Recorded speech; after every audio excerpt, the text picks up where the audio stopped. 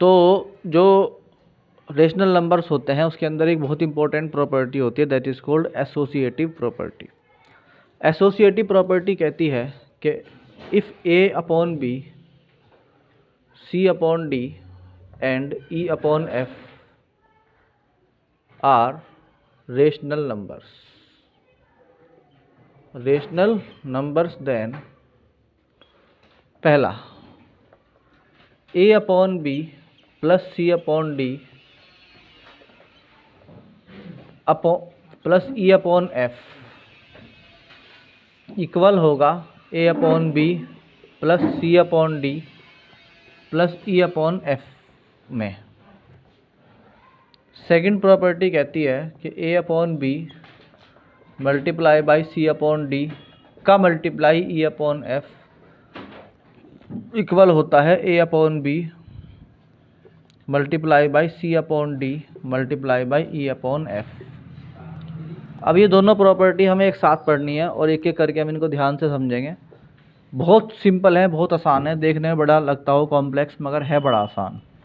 मान लीजिए हम पहले वाली प्रॉपर्टी की बात करें तो हमने कहा कि अगर हमने ए अपॉन बी को सी अपॉन डी में जोड़ा और फिर जो इनका रिज़ल्ट आया उसको हमने क्या कर दिया, प्लस कर दिया ई अपॉन एफ में। ठीक, एक बार तो हम ऐसे ऐड कर सकते हैं या फिर हम ए अपॉन बी को ऐसे ही रखें और फिर सी अपॉन डी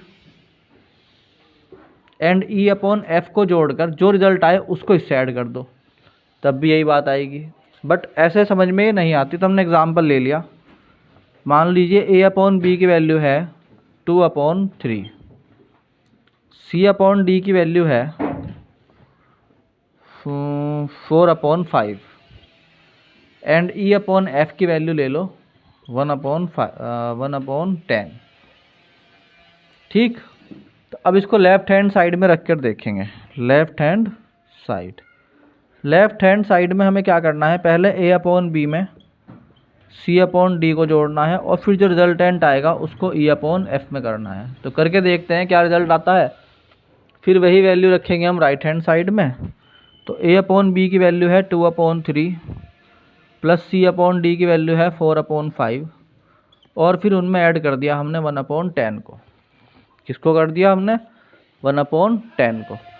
फिर उसके बाद हम इसको ऐड करेंगे।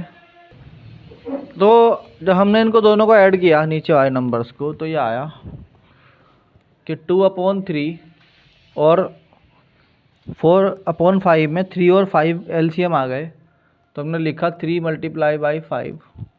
तो ये 5 चला जाएगा इधर और 3 चला जाएगा इधर, तो ये आ जाएगा 2 × 5 प्लस 4 × 3 एंड फिर प्लस करके हम क्या करेंगे 1/10 कर देंगे। तो 2 × 5 = 10 प्लस 4 × 3 = 12 ओवर 15 में ऐड करना है 1/10 को, यानी यह आ गया 22/15 प्लस 1/10। इधर एलसीएम आएगा 15 और 10 का, कितना आ जाएगा 60। कैसे निकाला, इसे निकालना सीख लो। 15, 10 लिखेंगे, फिर उसके बाद यहाँ पर 2 से करेंगे तो ये आ जाएगा 15 एज इट इज़, यहाँ आ जाएगा 5। फिर 5 से करेंगे तो ये आ जाएगा 5 × 3 = 15 एंड 5 × 1 = 5। फिर 3 से करेंगे तो 1, 1, यानी एलसीएम आया हमारा कितना, 2 × 5 × 3 दैट इज़ 30। तो यहाँ 30 का एलसीएम ले लिया हमने। 15 के ऊपर है 22, तो उसे एज इट इज़ रखा। फिर 15 का जब टेबल चलाया 30 पर तो मिलता है हमें 15 × 2 = 30 प्लस 1 है यहाँ पे, उसको एज इट इज़ रखो। फिर 10 × 3 = कितने होते हैं 30, तो यहाँ 3 लिख दिया। अब ये वैल्यू कहाँ पहुँच रही है कि भाई 22 × 2 का मतलब होता है 44 प्लस 3 × 1 = 3/30। दैट मीन्स ये आया 47/30 value of LHS। Left hand side की वैल्यू इतनी आई, पहले यहाँ तक नोट कर लो। ठीक, अब इससे आगे चलेंगे तो हमें अब की बार ये प्रॉपर्टी हमारा लेफ़्ट हैंड साइड यानी A/B प्लस C/D को जब हमने जोड़ा E/F में तो हमारी वैल्यू आती है 47/30। इसको हमने नोट कर लिया। अब हम लेते हैं right hand side, that is A/B plus C/D plus E/F की वैल्यू निकालते हैं। तो ये वैल्यू आती है 2/3 प्लस 4/5 प्लस 1/10। इनको जब हम सॉल्व करेंगे तो ये 2/3 बाहर रखेंगे और अब की बार हम इन दोनों बाद वालों को ऐड करेंगे। तो बाद वालों को ऐड करने पर 5 और 10 का एलसीएम 10 ही आ गया। तो 5 2 जा कितना होता है 10, तो इसलिए 4 की मल्टीप्लाई होगी 2 से, और 10 1 जा 10 ही होता है, इसलिए 1 की मल्टीप्लाई किससे होगी 1 से। तो ये आया 2/3 प्लस 4 2 जा 8 प्लस 1 यानी कि 9, 9/10। अब की बार हम क्या करेंगे, फिर से क्या ले लेंगे, एलसीएम लेंगे। तो 3 और 10 का जो एलसीएम आएगा दैट विल बी 30।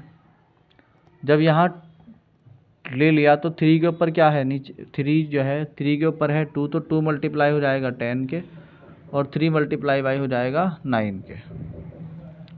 तो ये आ गया 20 प्लस 27/30। जैसे इसकी वैल्यू आ गई 47/30, तो यहाँ से हम कह सकते हैं कि राइट हैंड साइड की वैल्यू भी सेम आ गई। तो क्योंकि लेफ्ट हैंड साइड और राइट हैंड साइड दोनों क्या आ गए, सेम आ गए, so property is proved. So property is proved